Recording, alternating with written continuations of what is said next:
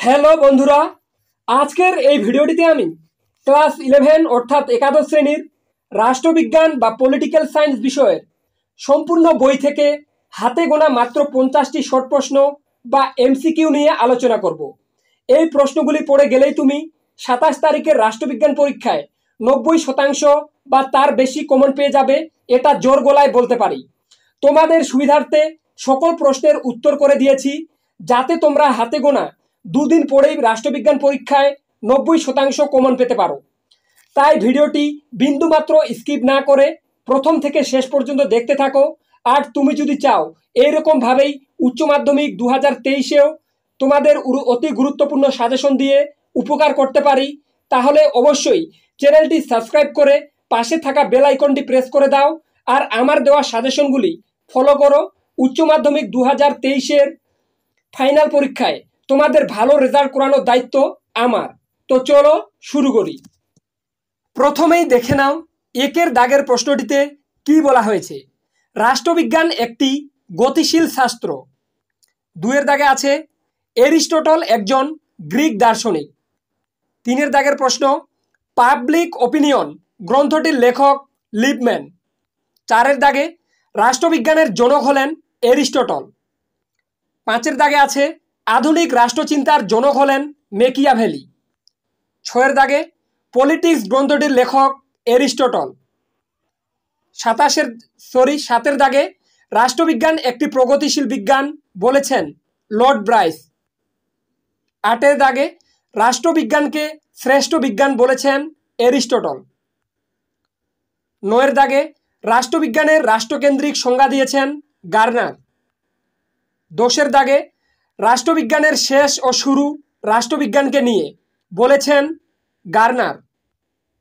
11-এর দাগের প্রশ্ন রাজনৈতিক চেতনা সম্পন্ন জনসমাজকে বলা হয় জাতীয় জনসমাজ। এখানকার প্রত্যেকটা প্রশ্ন খুবই গুরুত্বপূর্ণ, তাই তোমরা পারলে খাতায় নোট করে নাও। এরপরে দেখে নাও 12-এর দাগে জাতীয় জনসমাজের ধারণাটি প্রধানত আধ্যাত্মিক। 13-এর দাগে আছে নেশন শব্দটি এসেছে ল্যাটিন শব্দ নেটিও থেকে। 14-এর দাগে ভাষা জাতি গঠনের একটি উপাদান। 15-এর দাগে এক জাতি এক রাষ্ট্র এর স্লোগানই হলো আত্মনিয়ন্ত্রণের অধিকার প্রতিষ্ঠার মৌলিক নীতি। 16-এর দাগে আছে রাজনৈতিক সচেতনতা একটি জাতির প্রধান উপাদান। 16-এর দাগে জাতির আত্মনিয়ন্ত্রণের অধিকার জাতি রাষ্ট্রের ভিত্তি। 18-এর দাগে আত্মনিয়ন্ত্রণের অধিকার সমর্থন করে জাতিভিত্তিক রাষ্ট্রের দাবিকে। 19-এর দাগে আত্মনিয়ন্ত্রণের অধিকার একটি দুমুখ তলোয়ার বলেছেন লর্ড কার্জন। 20-এর দাগের প্রশ্ন প্রতিটি জাতির তার নিজস্ব ভাগ্য নিয়ন্ত্রণের অধিকারকে আত্মনিয়ন্ত্রণের অধিকার বলে, এই কথাটি বলেছেন জে.এস. মিল। 21-এর দাগের প্রশ্ন জাতীয়তাবাদের রাজপথ ধরেই আন্তর্জাতিকতায় পৌঁছানো যায়, এ কথা বলেছেন জার্মান। সরি, এখানে বানান ভুল হয়ে গেছে, এটা জিমারম্যান হতো, তো তোমরা ঠিক করে নেবে। 12-এর দাগে জাতীয় চেতনা জাতীয়তাবাদের সবচেয়ে গুরুত্বপূর্ণ উপাদান। 23-এর দাগে সার্বভৌমের আদেশই হলো আইন বলেছেন অস্টিন। 24-এর দাগের প্রশ্ন আইনের অনুশাসনকে স্বাধীনতার অন্যতম প্রধান রক্ষা কবচ বলে বর্ণনা করেছেন ডাইসি। তারপরে 25-এর দাগের প্রশ্ন আন্তর্জাতিক আইনের উৎস হলো সন্ধি। 26-এর দাগের প্রশ্ন স্বাধীনতাকে ব্যাখ্যার ক্ষেত্রে অধিকারকে প্রাধান্য দেননি হবস। 27-এর দাগের প্রশ্ন স্বাধীনতার অন্যতম একটি রক্ষা কবচ হলো উত্তর স্বাধীন ও নিরপেক্ষ বিচারালয়। 28-এর দাগের প্রশ্ন সিসেরো যে ধরনের সাম্যের প্রবক্তা ছিলেন তা হলো উত্তর স্বাভাবিক সাম্য। 29-এর দাগের প্রশ্ন অর্থনৈতিক সাম্য হলো একটি গুরুত্বপূর্ণ অধিকার বলেছেন লেস্কি। 30-এর দাগের প্রশ্ন এ থিওরি অব জাস্টিস লিখেছেন জন রলস। 31-এর দাগের প্রশ্ন গণতন্ত্র সম্বন্ধে প্রথম ধারণার সৃষ্টি হয় প্রাচীন গ্রিসে। 32 দাগের প্রশ্ন, কার দর্শন অনুসারে রাষ্ট্র হলো সর্বাত্মক ও সর্বশক্তিমান? উত্তর মুসলিনী। 33 দাগে, আমলাতন্ত্র প্রাধান্য পায় যে শাসন ব্যবস্থায়? উত্তর উদারনৈতিক গণতন্ত্রে। 34 দাগে, গণতন্ত্রের সাফল্যের জন্য সর্বজনীন শিক্ষার ওপর গুরুত্ব আরোপ করেছেন জন স্টুয়ার্ট মিল। 35 দাগে, একনায়কতন্ত্রের ভিত্তি রচনা করেন হেগেল। 36 দাগের প্রশ্ন, সমাজতান্ত্রিক দেশে একনায়কতন্ত্রের রূপটি হল? উত্তর দলগত একনায়কতন্ত্র। তারপরে 37 দাগে, ভারতের সংবিধান লিখিত। এখানকার প্রত্যেকটি প্রশ্ন খুবই গুরুত্বপূর্ণ, তোমাদের বলছি এখানকার প্রত্যেকটা প্রশ্ন তোমরা ভালোভাবে পড়ে যাবে। রাষ্ট্রবিজ্ঞান পরীক্ষায় এখান থেকে তোমরা বেশিরভাগ প্রশ্ন কমন পেয়ে যাবে। তো দেখে নাও 38 দাগে, ভারতের গণপরিষদের খসড়া কমিটির সভাপতি ছিলেন ডক্টর বি.আর. আম্বেদকর। 39 দাগে, ভারতের সংবিধান স্বীকৃত হয়েছিল 26শে নভেম্বর 1949 সালে।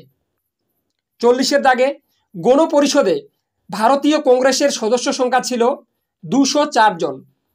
41 দাগে, বর্তমানে ভারতীয় সংবিধানে মোট তফসিলের সংখ্যা ছিল 12টি। তারপরে দেখে নাও 42 দাগে, ভারত একটি সাধারণতন্ত্র দেশ। 43 দাগে, এককেন্দ্রিক শাসন ব্যবস্থায় প্রাধান্য পেয়ে থাকে কেন্দ্রীয় আইনসভা। 44 দাগে, এককেন্দ্রিক সরকার আছে যুক্তরাজ্যে। 45 দাগে, কার মতে এককেন্দ্রিক শাসন ব্যবস্থা হলো একটি কেন্দ্রীয় সংস্থা কর্তৃক চরম আইনগত ক্ষমতার স্বাভাবিক ব্যবহার? এই কথাটি বলেছেন ডাইসি। 46 দাগে, রাষ্ট্রপতি শাসিত সরকার আছে? উত্তর হয়ে যাবে মার্কিন যুক্তরাষ্ট্রে। তারপর দেখানো 47 দাগে, রাষ্ট্রপতি শাসিত শাসন ব্যবস্থায় মন্ত্রীরা মনোনীত ও নিযুক্ত হন রাষ্ট্রপতির দ্বারা।